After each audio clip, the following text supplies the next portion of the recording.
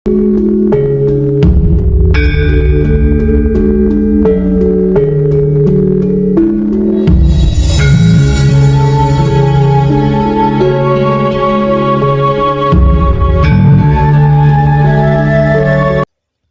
yang mengalami kesulitan patrap samadinya atau di luar patrap samadinya?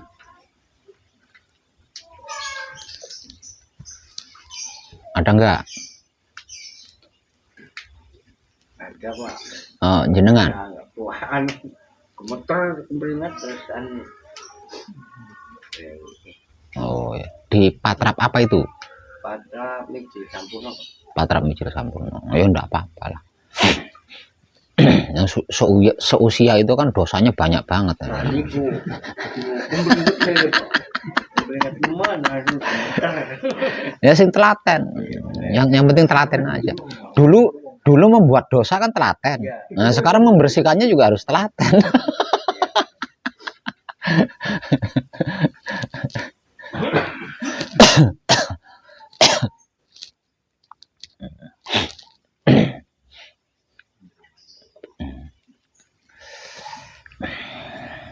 Kalau itu bukan kesulitan namanya Bapak kayak ya, itu bukan kesulitan. Tapi karena memang itu prosesnya, ya, prosesnya. Yang lain ada enggak?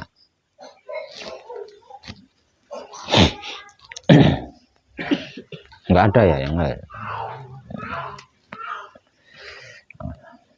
Ini panjenengan dari mana? Indramayu. Indramayunya mana? Junti Indramayu. Kecamatan Junti. Iya, kecamatannya sih Wawu. Jangan jenengan ning desa Den. Ning desane apa ning Juntine? Ya, kecamatan Junti Nyuwat, desa Kuda Junti Weden. Oh. Ana Junti Weden. Junti Weden, Junti Wani. Ana Weden ya, ini ana Wani yo. Junti Weden, Junti Kebon, Oh. Junti Nyuwat, Heeh. Junti Kedokan. Oh. Oh, kecamatan Junti Nyuwat. Ya, Junti Wani laka berarti ya. Anak Junti Weden kudune anak Junti Wanen no ya.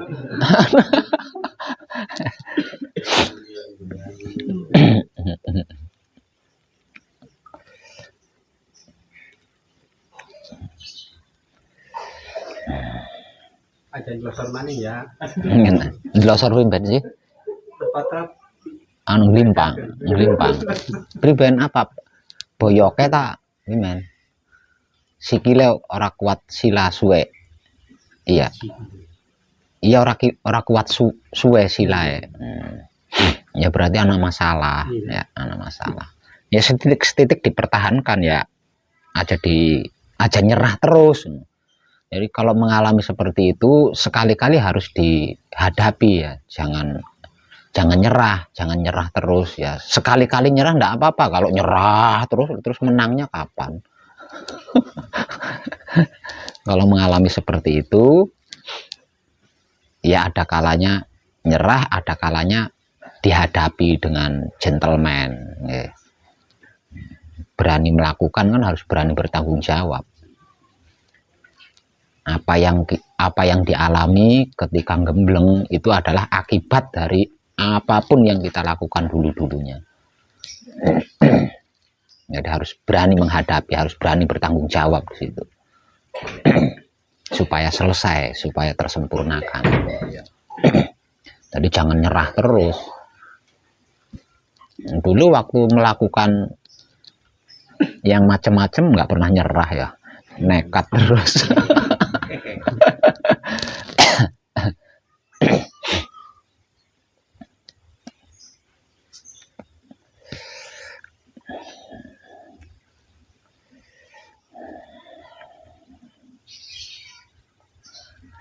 Nah terus lagi ketika mengalami seperti itu, nyerah atau bisa menghadapi,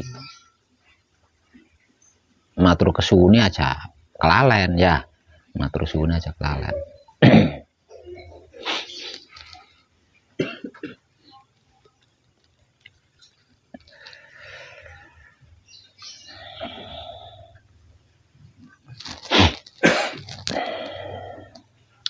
kadangan kita malam ini masih tetap seputar cara praktek atau teknik-teknik praktek laku suci menuju abadi, melanjutkan malam kemarin. Namun dengan masakan yang berbeda.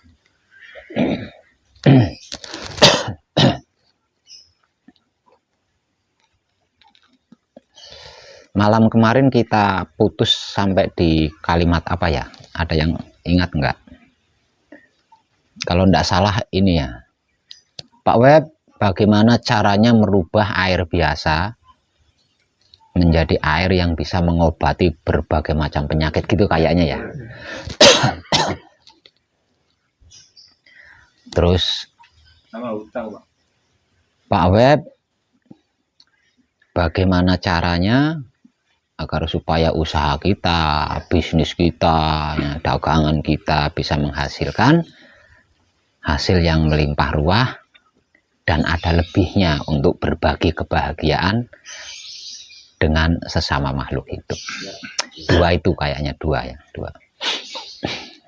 Kalau utang kan sudah diungkap malam kemarin.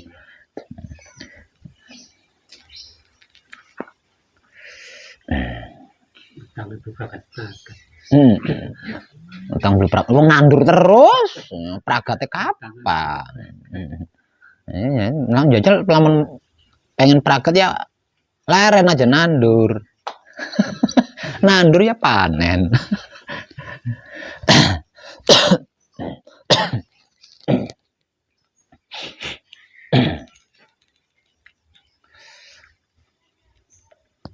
Secara simpel sama, tetap sama sampai kapanpun, caranya, tekniknya, prakteknya tetap sama.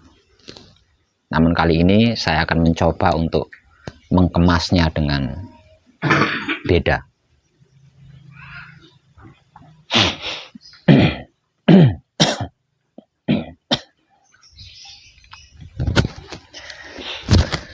Merubah air biasa menjadi air yang bisa mengobati penyakit.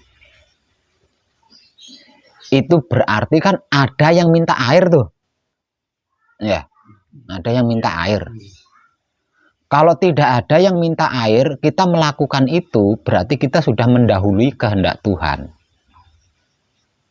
Nah, kalau tidak ada yang minta air, kita berpikir seperti itu, berupaya seperti itu, dan melakukan seperti itu, berarti kita sudah mendahului kehendak Tuhan.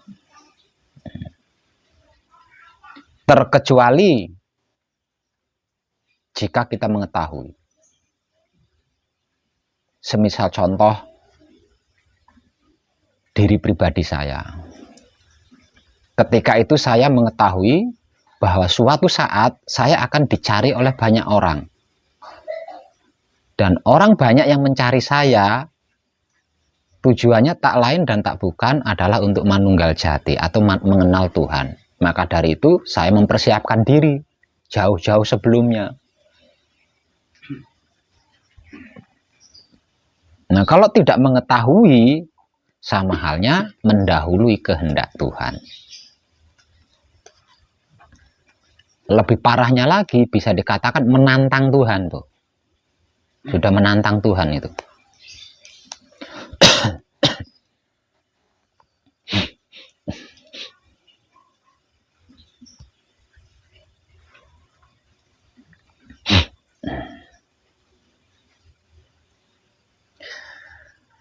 Sedangkan cara atau teknik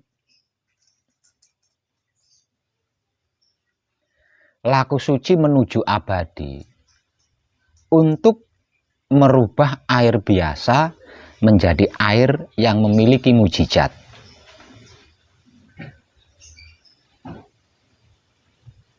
Sehingga bisa menyembuhkan berbagai macam penyakit. Semisal contoh. Tapi ini terlepas dari sebuah profesi ya. Jadi jangan sekali-kali menganggap mengobati penyakit itu adalah sebuah profesi ya. Itu sudah luput itu.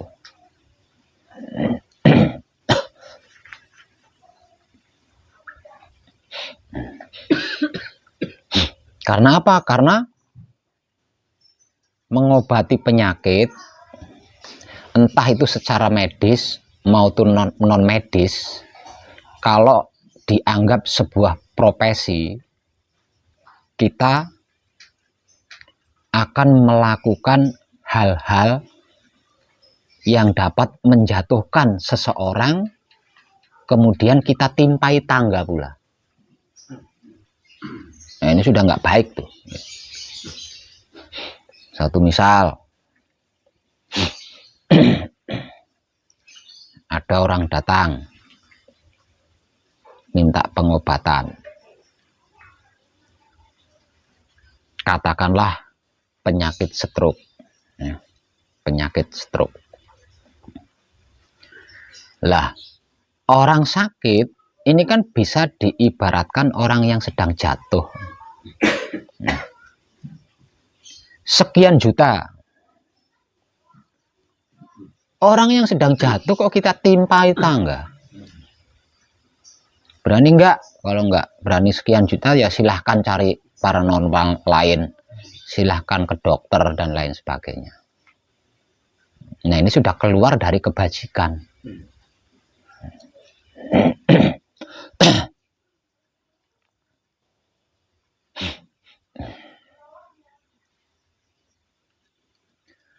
Padahal yang bisa melakukan adalah Tuhan itu sendiri. Yang bisa menyembuhkan adalah pengampunan dari Tuhan. Orang sakit berarti orang tersebut punya salah, punya kesalahan. Entah itu dengan Tuhan, atau dengan sesama makhluk, atau dengan pola hidup. Yang pasti, kalau kita sampai mengalami sakit, berarti kita punya kesalahan di situ. Yang namanya kesalahan ini kan obatnya adalah pengampunan.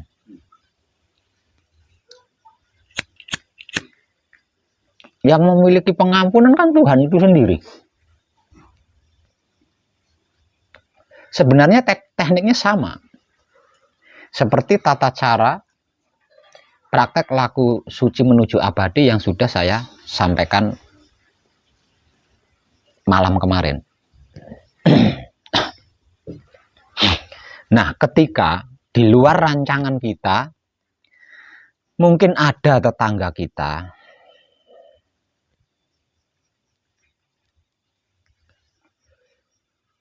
dikarenakan melihat kita ada perubahan, dikarenakan tetangga kita melihat kita ada perubahan lebih baik daripada hari kemarin. Dan ketika tetangga kita yang memperhatikan kita itu ngalamin sakit kepala,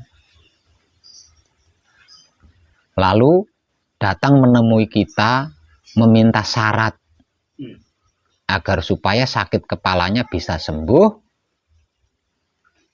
tanpa harus minum obat kimia.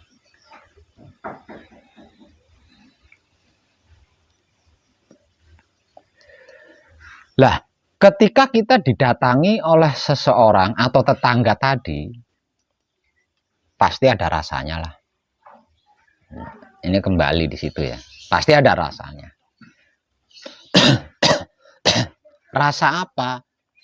Ya bergantung sikon kita. Bergantung sikon kita. Tetangga kita yang sakit kepala datang minta syarat itu tetangga yang tadinya kita tidak menyukai, apa yang tadinya baik-baik saja sama kita. Ini berbeda loh ya.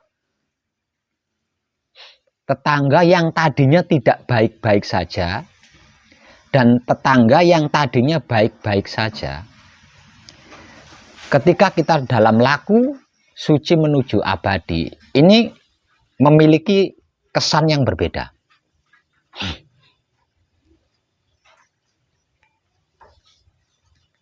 Memiliki kesan yang berbeda. Misal contoh, tetangga kita yang tadinya tidak baik-baik saja. Setelah kita dalam laku suci menuju abadi, dan tetangga kita itu mengalami sakit kepala, datang kepada kita, konsultasi kepada kita, meminta solusi agar sakit kepalanya bisa sembuh, ini beda ini.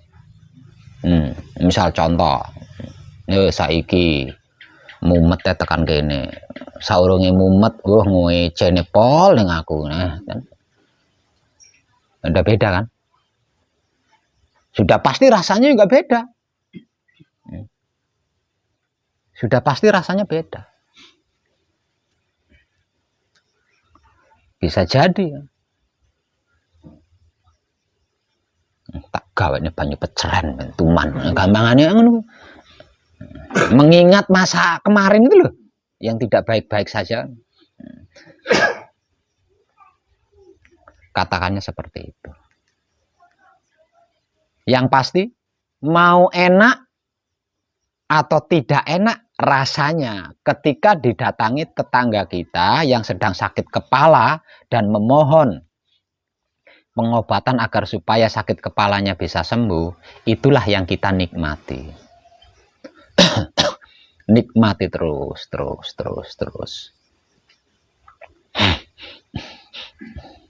Sakit dan penyakitnya tubuh kita atau raga kita itu kaitannya sangat erat dengan saudara kita mutmainah. Nah, saudara kita mutmainah ini adalah rajanya air, ratunya air, atau sari-sarinya inti air. Jadi apapun masalah yang berkaitan dengan raga, kita harus menggunakan saudara kita mutmainah. Artinya harus menggunakan air sebagai sarananya. Karena yang bisa membersihkan raga hanya air. Coba jenengan mandi lumpur. Yang bisa membersihkan tubuh panjenengan dari lumpur apa? Api?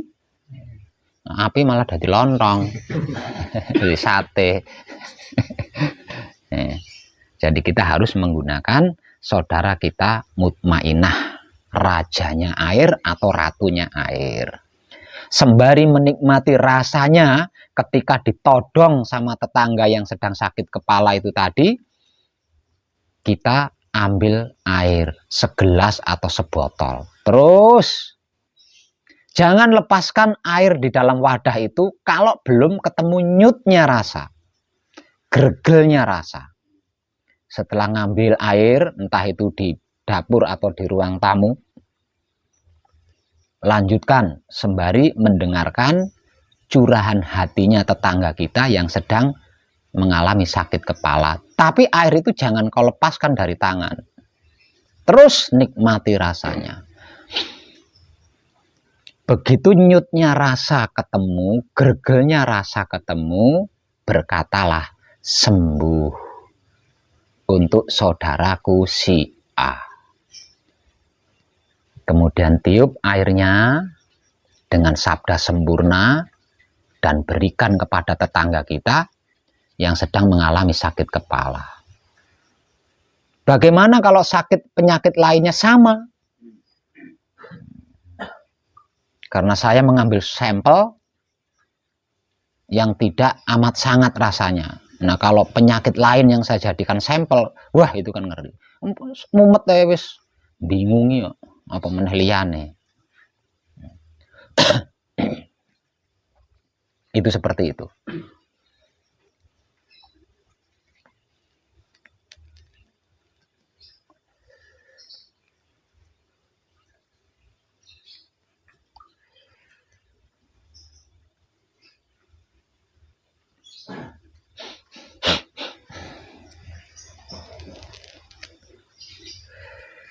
Ketika kita bertemu dengan nyutnya rasa,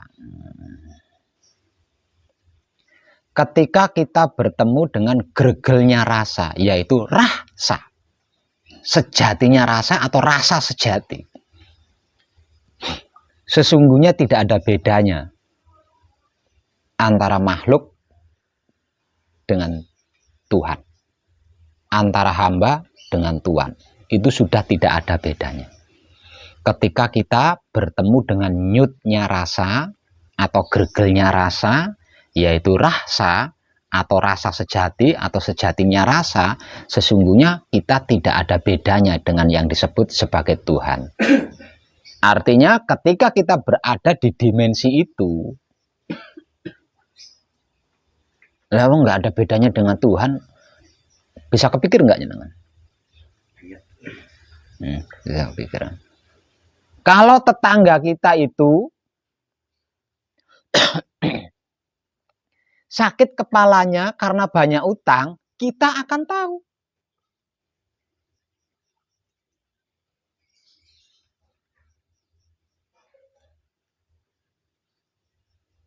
Kalau sakit kepalanya karena punya luput sama Tuhan, kita juga akan tahu.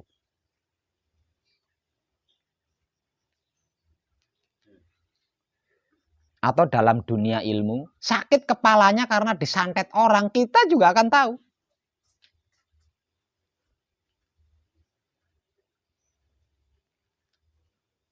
Dan ketika kita bersabda sembuh, Tuhan akan memberikan sanksi.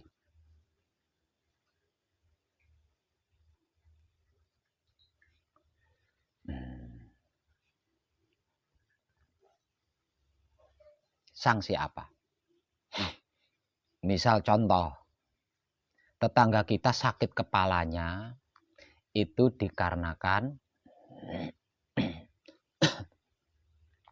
punya luput sama Tuhan. Kita sabda sembuh. Sembuh. Tapi luputnya kepada Tuhan akan menjadi laku kita.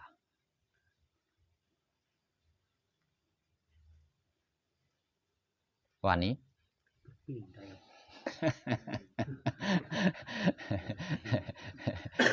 Membersihkan luput sendiri saja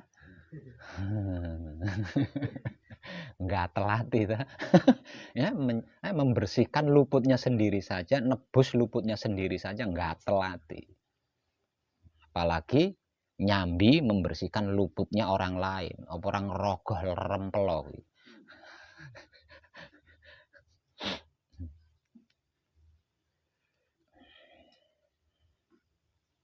Tapi kalau sakit kepalanya karena banyak utang, sakit kepalanya karena kurang tidur, diacungi jempol tuh sama Tuhan. Pahlawan kamu. Pahlawan. Setelah ngacungi jempol, mahare banyu iki 50.000, jempolnya Gusti Allah malik langsung.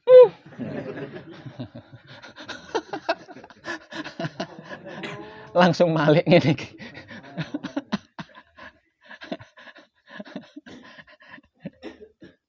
Kamu masih belum layak untuk manunggal denganku.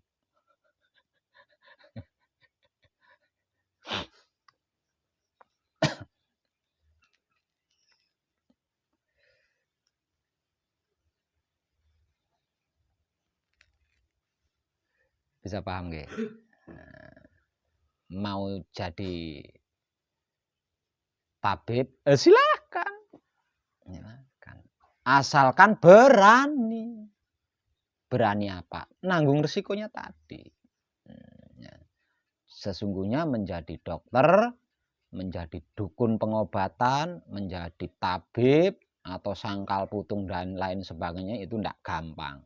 Karena apa? Karena si pelaku harus mengetahui asal-usul kejadian dari yang diderita. Ini kaitannya dengan Tuhan, apa dengan dirinya sendiri, apa dengan tetangga. Ini harus punya ilmu ini. Kalau belum punya ilmu ini kok wani-wani berdiri sebagai pengobatan, wah siap-siap aja kesampar kesandung. Nah ini tidak semua paranormal, tidak semua dukun, tidak semua dokter, tidak semua sangkal putung menguasai pengetahuan ini. Karena apa? Karena untuk menguasai pengetahuan ini dibutuhkan sains, dibutuhkan pencerahan, dibutuhkan kebersihan diri. Kalau dirinya tidak bersih, bagaimana mungkin?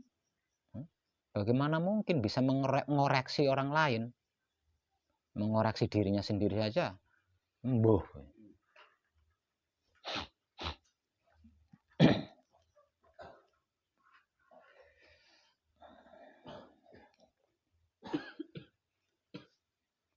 Yang kedua, bagaimana caranya Pak Web agar supaya bisnis kita, usaha kita, dagangan kita, atau mungkin pertanian kita bisa sukses sehingga mendapatkan penghasilan yang lebih dari cukup untuk bisa berbagi kepada sesama makhluk hidup. Caranya sama. Caranya tetap sama. Prakteknya tetap sama, tekniknya tetap sama.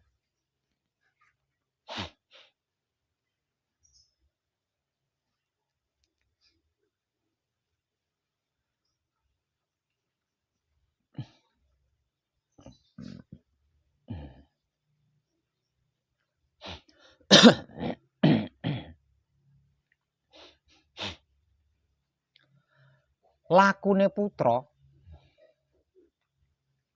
kuwi kesampar kesandung. Ana kalane diidek, ana kalane diidoni. Ning aja uwas sumelang. Sambata rasa. Ing kono ana nyut. Rama bakal ngerampungi. Itu adalah firman Tuhan.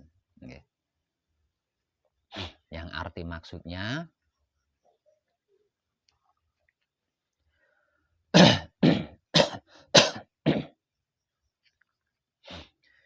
kehidupan manusia itu tidak selalu mulus. Maksudnya seperti itu. Ada kalanya datar, ada kalanya menurun, ada kalanya menaik. Bahkan ada kalanya jeglong-jeglong gampangannya gitu. Bahkan tidak jarang melalui jurang yang curam lagi. Namun jangan khawatir. Di situ ada rasa.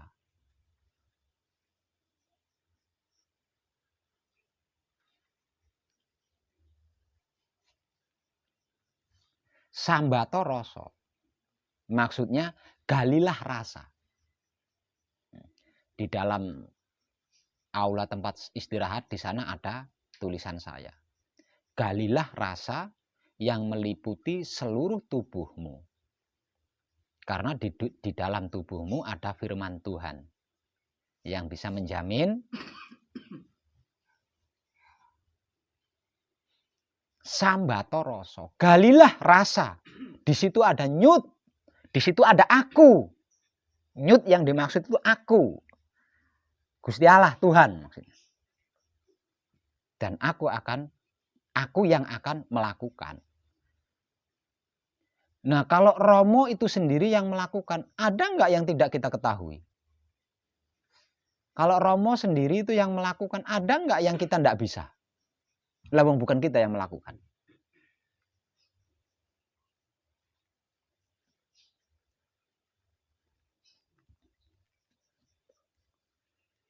Lakune putra kuwi kesampar kesandung. Ana kalane didek. Ana kalane didoni.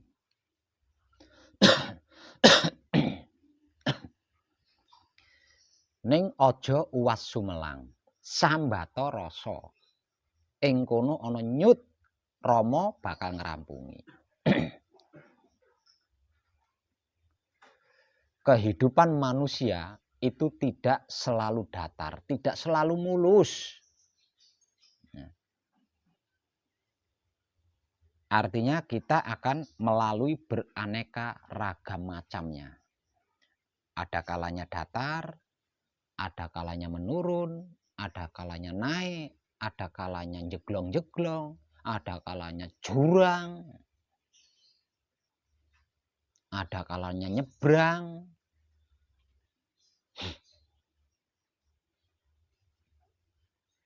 Namun jangan khawatir. Galilah rasa. Di situ ada aku. Dan aku yang akan melakukannya. Ini saja sudah menjawab seluruh unek-unek jenengan sebenarnya. Bahwasanya menikmati rasanya kelakuan yang kita lakukan dalam hal apapun, ya iki lho jane ning kono. Itu menyelesaikan, Mas. Aslinya menyelesaikan. Tapi tidak menutup kemungkinan dikarenakan masih belajar ya. Dikarenakan masih belajar tidak menutup kemungkinan kejeglong, kesandung. Tidak menutup kemungkinan, namanya juga masih belajar.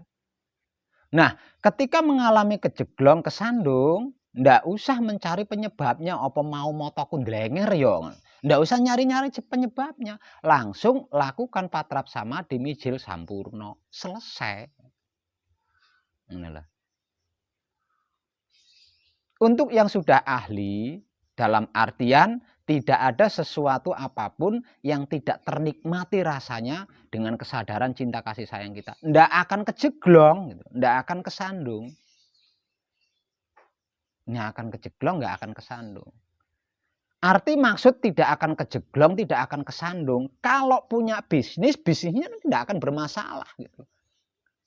Pasti menguntungkan. Kalau punya dagangan, dagangannya tidak akan bermasalah.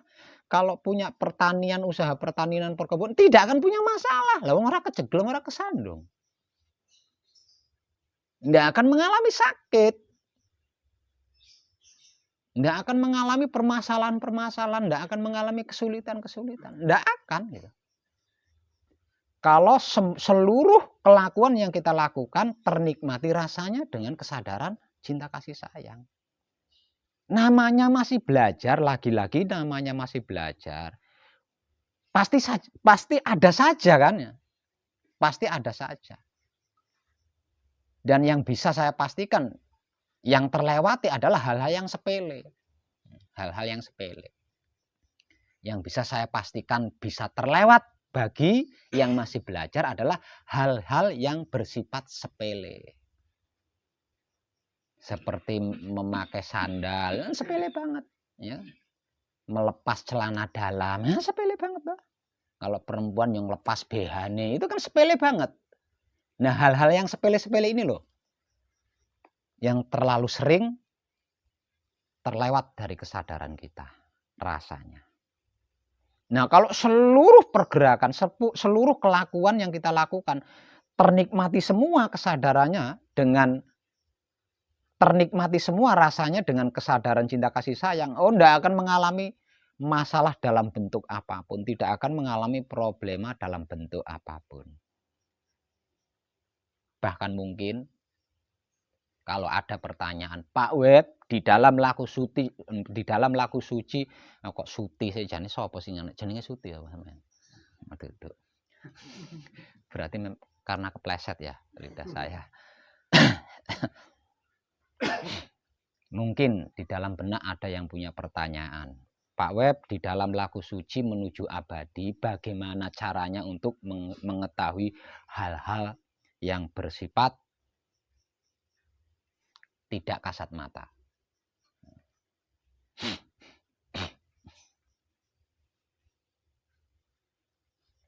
Nah, mayoritas tentang hal ini kan dibutuhkan fak. Ya.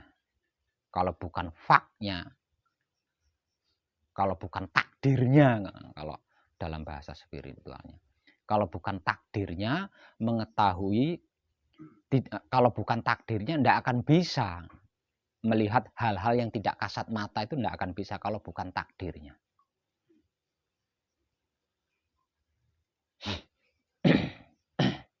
Kecuali jika seseorang itu memiliki takdir untuk itu, memiliki makom untuk itu kalau dalam bahasa spiritualnya. Namun,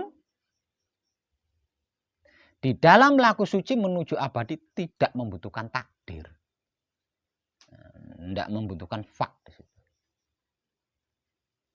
Semisal contoh, di dalam laku suci menuju abadi, berarti kan saya apapun yang saya lakukan kan rasanya ternikmati tuh. Yang dimaksud laku suci menuju abadi berarti apapun dan bagaimanapun kelakuan kita rasanya ternikmati semua ya dengan kesadaran cinta kasih sayang. Semisal contoh, di dalam laku suci menuju abadi saya berjalan ke suatu tempat yang dimana tempat itu dihuni oleh sukma-sukma yang gagal sempurna, oleh setan katakanlah ya.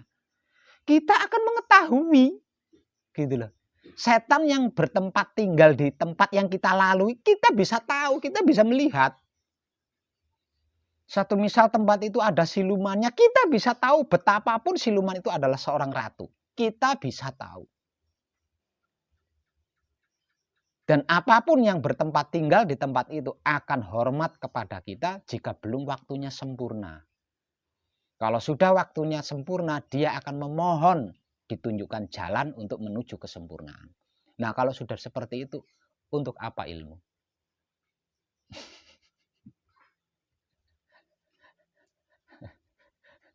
Ya? Ilmu untuk bisa melihat sesuatu atau hal-hal yang tidak kasat mata itu dibutuhkan fak atau dibutuhkan takdir. Kalau kita tidak punya takdir untuk bisa melihat hal-hal yang tidak kasat mata, sinawoning dia ora bakal iso. Mau belajar ilmu model apapun tidak akan pernah bisa. Kalau tidak punya takdir di situ. Tapi di sini tidak butuh takdir. Karena apa? Karena siapapun dia yang sedang laku suci menuju abadi, yang aktif itu adalah indera ketujuh. Yang aktif itu adalah penglihatan Tuhan itu sendiri, bukan penglihatan makhluk. Lah, penglihatan Tuhan itu leng semut iso dijelajahi. Tidak ada satupun makhluk yang bisa sembunyi dari penglihatan Tuhan.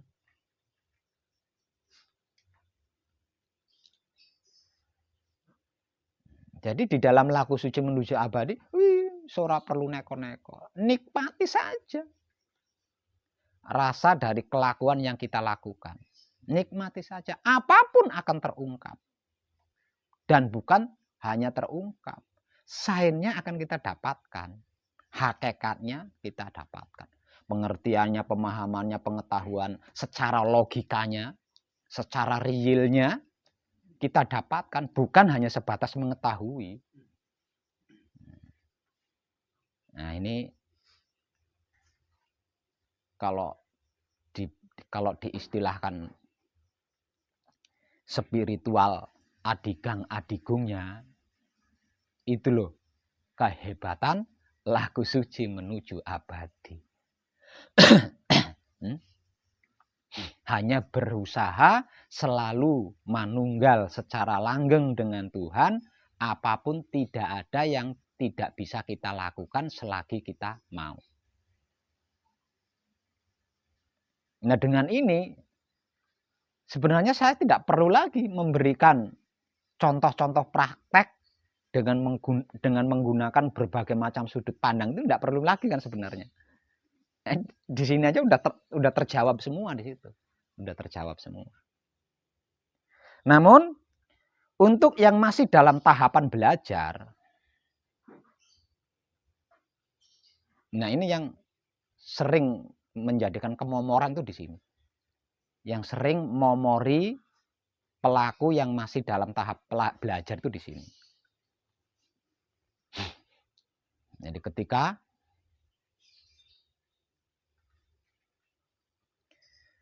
berjalan melalui tempat angker, katakanlah seperti itu. Berjalan melalui tempat angker. Sebelum laku suci menuju abadi kan kita tidak tahu ya, kita tidak tahu. Nah, tempat angker yang dimaksud itu kan katanya tuh. Ya, katanya tuh. Tempat angker yang dimaksud itu masih katanya. Lawang sebelum laku murni menuju abadi belum tahu kok. Masih katanya. Melewati tempat yang dimaksud. Melewati tempat yang dimaksud. Setelah sampai di tempat yang dimaksud, merinding. Wih, bener jari ini si A. Hancur semuanya. Ya, hancur semuanya. Apanya semuanya yang hancur maksud? Entah kemana tadi yang sedang menikmati rasanya kelakuan, awet sokong rumah sampai sebelum di tempat angker itu loh. Kan kita wis katakanlah kalau dalam bahasa spiritualan khusyuk ya. Khusyuk menikmati rasa. Begitu membuka mata sampai di tempat angker, perinding. Wih, bener jari si A. Hah? Iya enggak? Es kemomoran. Jari Pak Web laku suci menuju abadi kan waskito. aku kok gak ero. Lah wong kemomoran bener jare si A. Lah kuwi kan kemomoran pisan. Ya ora bakal ero. Kalau ada sesuatu di situ ndak akan bisa lihat lah wong kemomoran. Ya? Atau nggak ngerti kalau itu tempat angker. Karena belum pernah mendengar kabar ataupun mengetahui sendiri. Begitu lewat di suatu tempat, nah sebelum sampai di tempat yang dimaksud itu kan masih kusuk katakanlah, ya. Masih kusuk menikmati rasanya. Wis saobah polae. Begitu sampai di suatu tempat perinding, ana apa ya? Alah, kuwi. Kemungkinan seperti ini akan dialami oleh para pelaku yang masih dalam tahap pelajar.